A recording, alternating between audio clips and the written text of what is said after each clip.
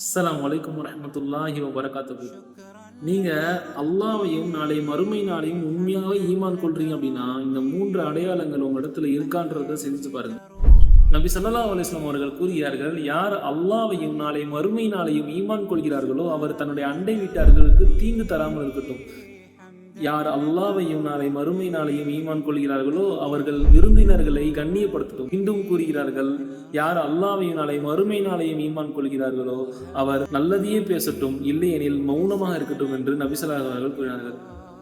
இந்த விஷயங்கள் எல்லாம் நமக்குள்ள இருக்கா, நான் என்னுடைய வாழ்க்கையில கொண்டு வந்திருக்கலான்றத முதல்ல நான் சிந்திக்கணும். பிறகு நீங்களும் சிந்திச்சு பாருங்க. இன்ஷா அல்லாஹ் இந்த வீடியோ நான் தொடரணும்னு ஆசைப்படுறேன். அதனால இந்த வீடியோத்துல உள்ள 3 குணங்களை பத்தி நான் ஒவ்வொரு பார்ட்டா போடுறேன். நீங்க பார்ட் 2 கமெண்ட் பண்ணுங்க. இன்ஷா அல்லாஹ் அடுத்த வீடியோல சந்திப்போம். நம்ம பேஜை ஃபாலோ பண்ணாம இருந்தீங்கன்னா ஃபாலோ பண்ணிக்கோங்க. இதை உங்க ஃப்ரெண்ட்ஸ் அண்ட் ஃபேமிலி எல்லோருக்கும் ஷேர் பண்ணுங்க. ஏன்னா ஒரு இல்மை கற்றுக் கொடுத்த நன்மை உங்களுக்கும் கிடைக்கும். இன்ஷா அல்லாஹ்.